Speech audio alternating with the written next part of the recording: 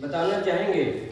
हम महली जनजाति से हैं और महली पर विशेष करके आज जो लेख हो रहे हैं वो लेख इस तरह से हो रहे हैं कि छोटा सा जाति है लेकिन उसकी 5-6 उपजातियां बना दी गई हैं।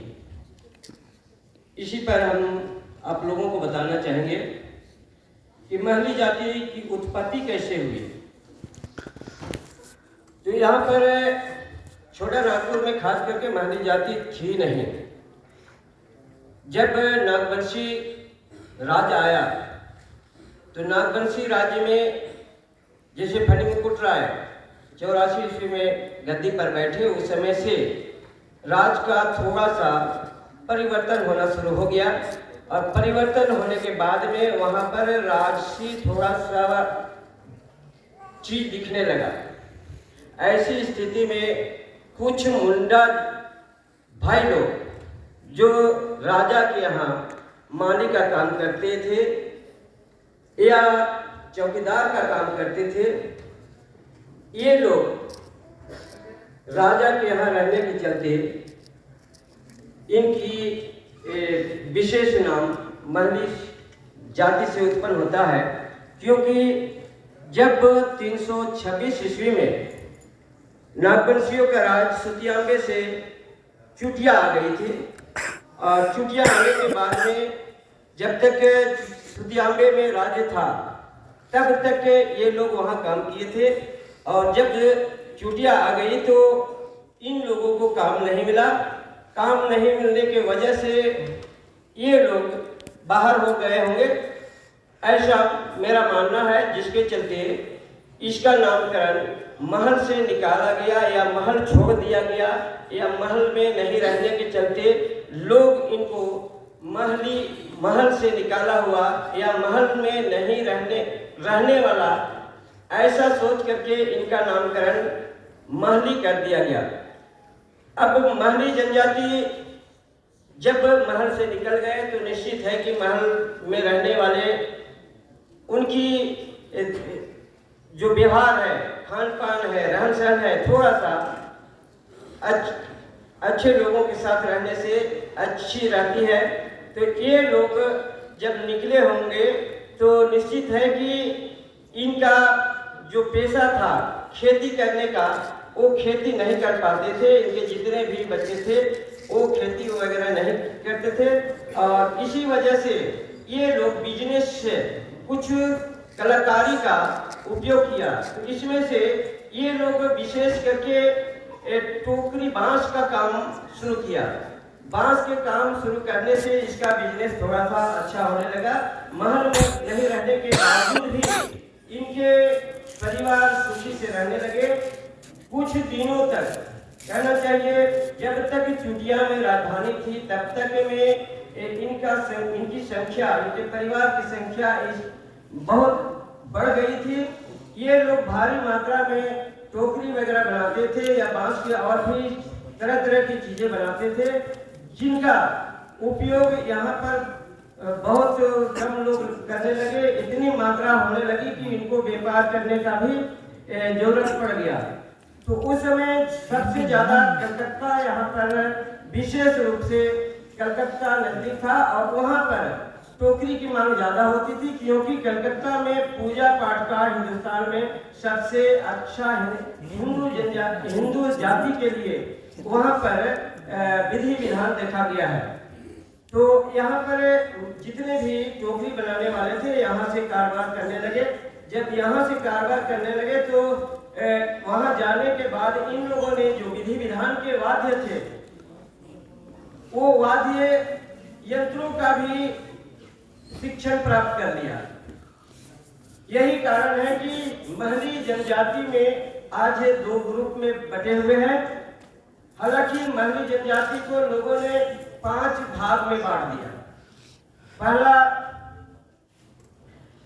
बांस महली, बांस फोड़ महली, पातर महली, सोलंकी महली, तांती महली, मुंडा महली, ऐसे करके छोटे से जाति को इतने भागों में बांट दिया कि फिर से ये लोग एक साथ नहीं मिल पाने लगे।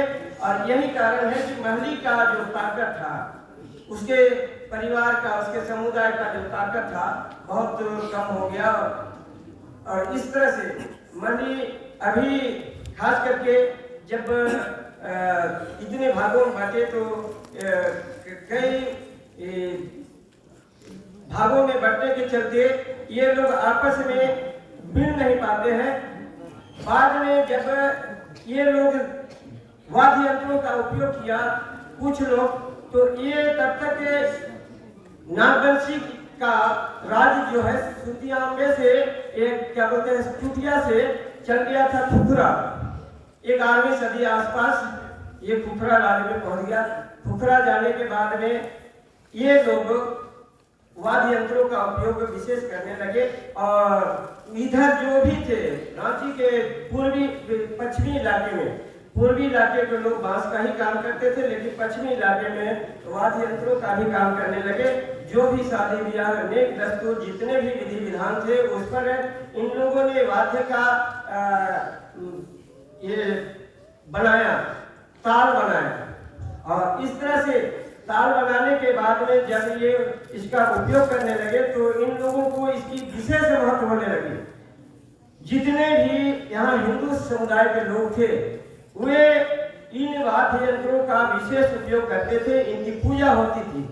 उरांव जनजाति में इसे जब किसी के यहाँ शादी विवाह होता था तो उसकी पूजा करते थे और पूजा करने के बाद ही उसे शादी विवाह का नियम शुरुआत होता था। उसमें इसको नाथ परीक्षा कहते हैं उरांव में।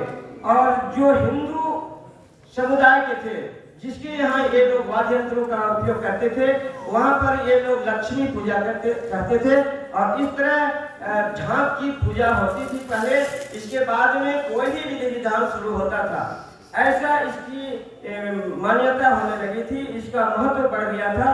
और जब भी ये लोग किसी के यहाँ किसी के शादी में ढाक बजाते तो इनको ढाक के खोल में धान भर के दिया जाता था।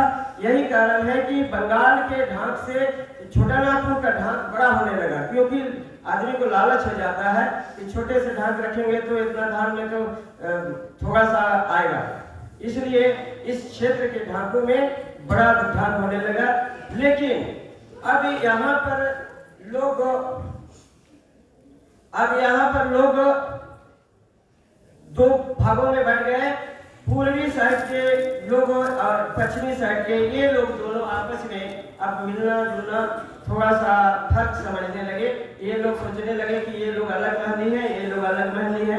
इस तरह से महली और इधर सोलंकी महली, तांती महली या पातर महली, इन लोगों के बीच में अभी भी इस तरह का बर्ताव नहीं हो पाता है। मैं महली जनजाति में कुछ नेक नियमों को भी बताना चाहूँगा, पूजा पाठ देवी देवता से संबंधित। इसमें उत्तुर खेलना एक मृत्यु संस्कार है। उत्तुर खेलने में विशेष करके ये लोग जब कोई मर जाता है तो उसकी हड्डियों को लाते हैं या हड्डी के नाम से चूके पर लेके आते हैं। और चूके में जब 10वां का कार्यक्रम होता है तो उस समय इसको नचाते हुए ले जाकर के विसर्जन करते हैं। महली जनजाति में एक और चीज है, पुनर्जन्म पर ये लोग विश्वास करते हैं। पुनर्जन्म इसलिए विश्वास करते हैं और अभी भी उसका साक्षात आप लोगों को देखने के लिए मिलेगा। ये लोग छाया भी काटते हैं।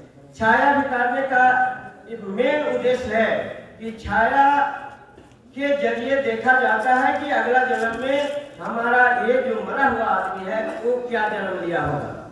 तो रात को फटक के अंधेरे घर में रात के सभी 10वां के दिन में सभी खाने पीने के बाद में उसको बुलाने जाते हैं प्रेत आत्मा को, और बुला करके फिर लाते हैं। देखते हैं कि इसमें किस चीज का चाम है, चिन्ह है। अगर उसमें आदमी का चिन्ह है तो समझ लिया जाता है कि ये आदमी बना होगा। और अगर कोई दूसरे कीड़े मकोड़े का चाम है तो चिन्ह है तो उसको समझ लिया जाता है कि ये कीड़े में जन्म लिया। इस तरह से हमारा जो महली जनजाति है इस तरह की भावनाओं में पुनर्जन्म पर विशेष विश्वास रखते हैं। मैं समय के अभाव में इतना ही कहकर अपना वाणी को अंत करता हूँ। सभी को जय झारखंड, जय जोहार।